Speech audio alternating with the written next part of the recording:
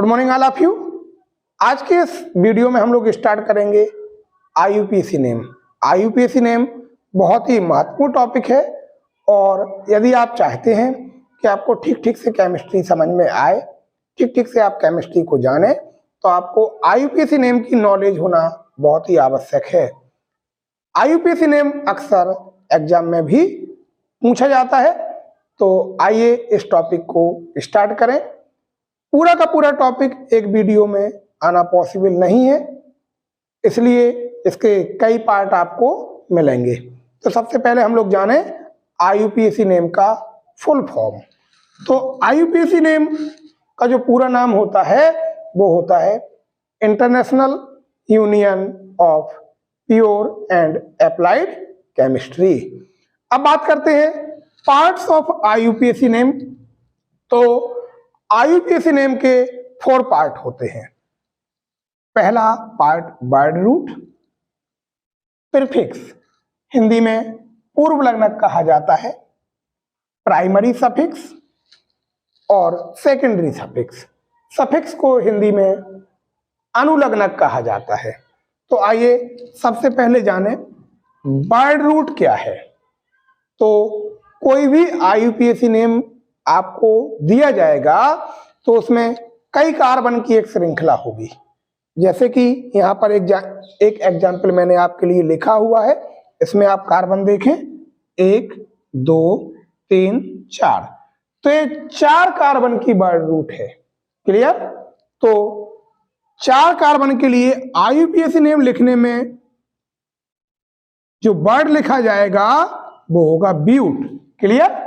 यदि 1 कार्बन है तो मेथ, 2 के लिए एथ, 3 के लिए प्रोप, 4 के लिए ब्यूट, 5 के लिए पेंट, 6 के लिए हेक्स, 7 के लिए हेप्ट, 8 के लिए ऑक्ट, 9 के लिए नन, 10 के लिए डेक। इससे अधिक भी हैं तो उनके लिए भी वर्ड निर्धारित हैं। क्लियर? तो चूंकि यहाँ पर वर्ड रूट में 4 कार्बन है, n कार्बन की संख्या है, तो 4 कार्बन है तो यहां पे हम लिख देते हैं ब्यूट। ब्यूट। क्लियर? अब बात करते हैं प्रीफिक्स। प्रीफिक्स क्या होता है? प्रीफिक्स को हिंदी में पूर्व लग्नक कहा जाता है।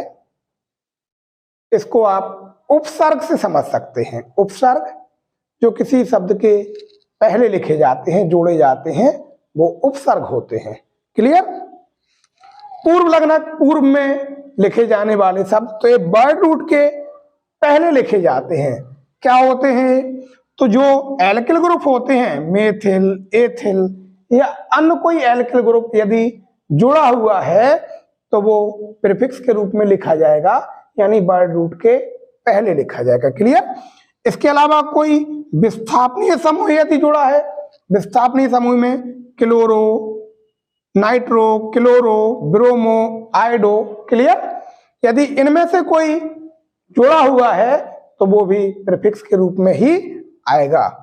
इसके अलावा भी कुछ फंक्शनल ग्रुप जो होते हैं वो भी प्रीफिक्स के रूप में लिखे जाते हैं। कब लिखे जाते हैं? मान लीजिए कोई IUPAC नेम दिया गया। क्लियर? उस IUPAC नेम में 2 फंक्शनल ग्रुप हैं, तो 2 फंक्शनल ग्रुप में एक सीनियर होगा, एक जूनियर होगा। जो जूनियर फंक्शनल ग्रुप होगा वो प्रीफिक्स के रूप में आएगा, सीनियर वाला फंक्शनल ग्रुप सफिक्स के रूप में आएगा। अभी हम लोग एग्जाम्पल के माध्यम से उसको प्रॉपर तरीके से समझेंगे।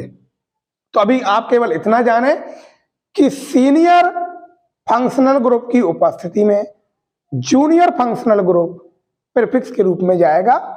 तो कार्बोक्सिलिक एसिड जब प्रीफिक्स के रूप में आएगा तो वो कार्बोक्सी के रूप में, सल्फोनिक एसिड सल्फो के रूप में, एल्कोहल हाइड्रोक्सी के रूप में और एमीन अमीनो के रूप में लिखा जाएगा। क्लियर? तो यहाँ पर हम लोग देखें इसमें प्रीफिक्स क्या है। तो यहाँ पर आप देख सकते हैं ए मेथिल, ए CH3 जुड़ा हुआ है। क्लियर? तो किस कार्बन पर जुड़ा हुआ है? तो हमेशा काउंटिंग उधर से होती है जहां से फंक्शनल ग्रुप पास में हो। तो एल्कोहल पहले ही कार्बन पर जुड़ा हुआ है तो नंबरिंग यहीं से की जाएगी, फर्स्ट, सेकंड, थर्ड, फोर्थ। तो जो मेथिल जुड़ा हुआ है, एल्किल ग्रुप जुड़ा हुआ है, वो तीसरे कार्बन पर जुड़ा हुआ है तो लिखेंगे 3 मेथिल। आप सारे स्मॉल लेटर यूज करें तो और भी बेहतर होगा। तो तीसरे पर मेथिल है, क्लियर। और इसको मैंने वर्ड रूट के आगे लिख दिया, क्लियर। प्रीफिक्स वर्ड रूट के आगे लिखा जाता है। तो ये हो गया 3 मेथिल ब्यूट, क्लियर। 2 पार्ट आपके यहां पर हो चुके। अब बात करते हैं प्राइमरी सफिक्स। प्राइमरी सफिक्स जो होते हैं वो सेकेंडरी सफिक्स के रूप में यूज होते हैं और ये होते हैं एन, इन, आइन, क्लियर। तो एन यदि सिंगल बॉन्ड हो तो एन यूज होता है, डबल बॉन्ड है तो इन होगा, ट्रिपल बॉन्ड है तो आइन यूज होगा। यहां पर आप देखें तो यहां पर कार्बन कार्बन के मध्य में डबल बॉन्ड है और वो पहले ही कार्बन पर है तो ये लिखा जाएगा, क्योंकि सफिक्स है। सफिक्स आप इसको हिंदी में प्रत्यय कह सकते हैं और ये अनुलग्नक होता है। सफिक्स की हिंदी अनुलग्नक होती है, पीछे जोड़ा जाता है।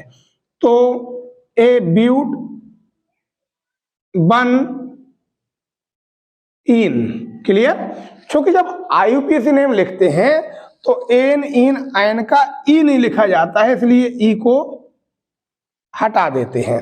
तो ये आपका 3 मेथिल ब्यूट, ब्यूट में वन पर क्या है, डबल बॉन्ड है, यानी वन पर इन। अब क्या बचा, सेकेंडरी सफिक्स। सेकेंडरी सफिक्स में क्या होता है, कोई फंक्शनल ग्रुप होगा। वो फंक्शनल ग्रुप कौन कौन से होते हैं, कार्बोक्सिलिक एसिड। यदि कार्बोक्सिलिक एसिड जुड़ा है तो जो सेकेंडरी सफिक्स आईयूपीएसी नेम में लिखा जाएगा वो ओइक एसिड होगा। सल्फोनिक एसिड के लिए सल्फोनिक एसिड ही लिखा जाएगा, एमाइड के लिए एमाइड ही लिखा जाएगा, एल्डिहाइड के लिए अल लिखा जाएगा, कीटोन के लिए ओन लिखा जाएगा, एल्कोहल के लिए ऑल लिखा जाएगा, एमीन के लिए एमीन लिखा जाएगा, ईथर के लिए ऑक्सी लिखा जाएगा। तो यहाँ पर कौन सा फंक्शनल ग्रुप मौजूद है, तो इसमें आप देखें तो एल्कोहल मौजूद है, क्लियर। एल्कोहल किस कार्बन पर है, पहले ही कार्बन पर है तो हम लिख देंगे 1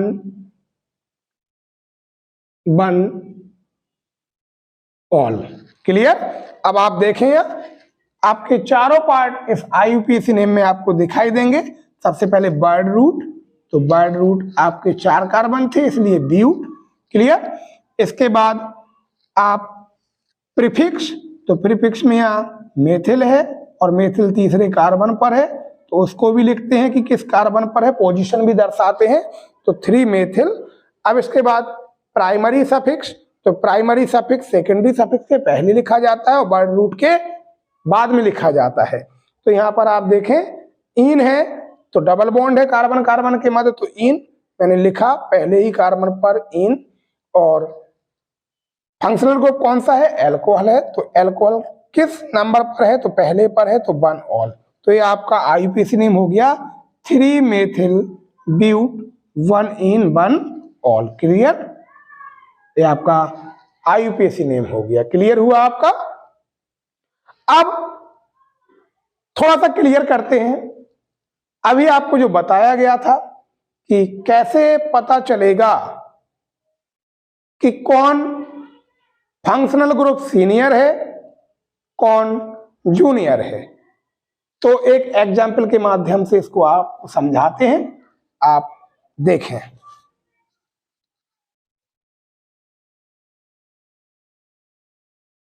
एक अन्य एग्जाम्पल यहां लिखते हैं,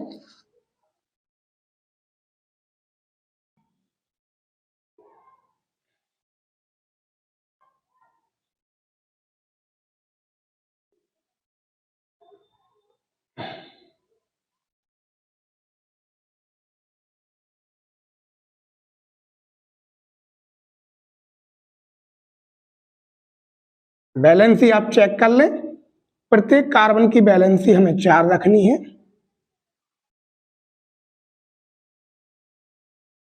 थोड़ी सी सावधानी बरतेंगे आप, कोई मिस्टेक नहीं होने वाली।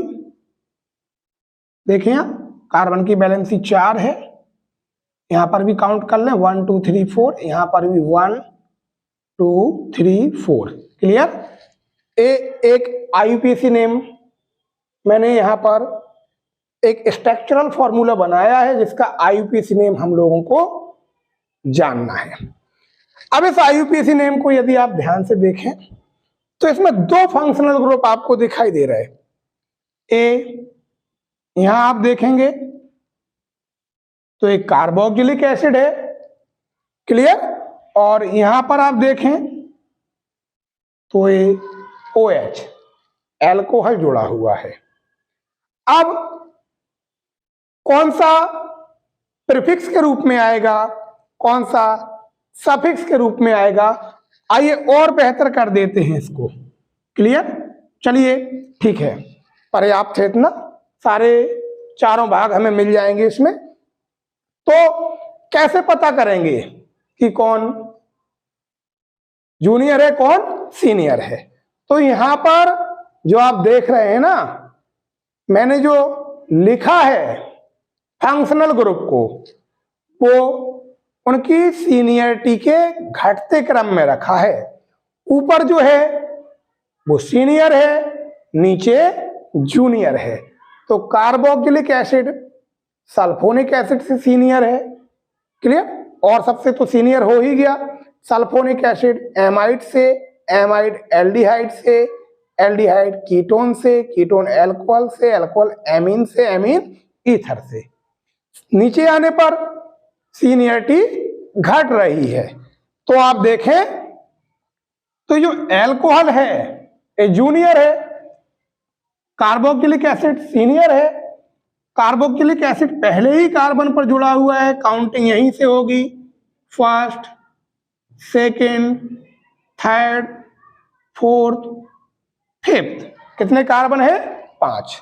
5 कार्बन के लिए क्या यूज होगा आईयूपीएसी नेम में? तो 5 कार्बन के लिए लिखा जाएगा पेंट। क्लियर। वर्ड रूट का नाम दे दिया। अब बात आती है प्रीफिक्स। तो प्रीफिक्स यहां पर क्या होगा? तो ये जो एल्कोहल है वो प्रीफिक्स के रूप में आएगा। और क्या आएगा?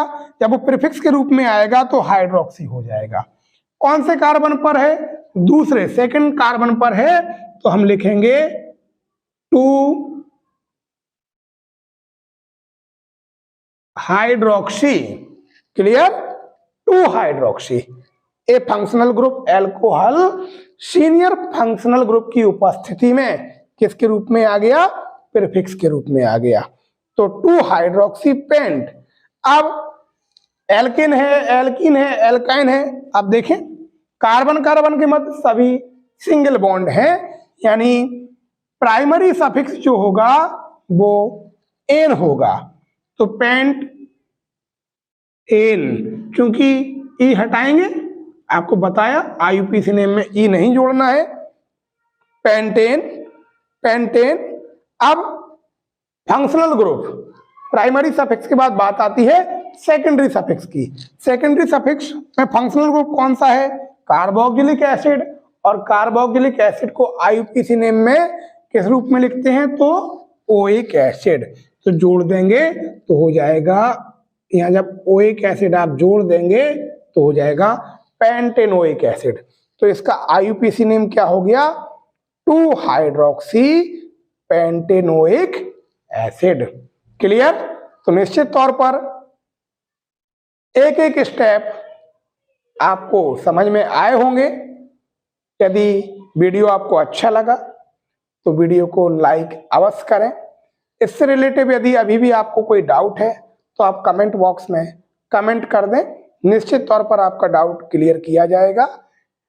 यदि आप मेरे चैनल से पहली बार जुड़ रहे हैं तो चैनल को सब्सक्राइब कीजिए, बेल आइकन दबाएं ताकि इसके अगले वीडियो का नोटिफिकेशन आपको समय से प्राप्त हो सके। Okay, thank you.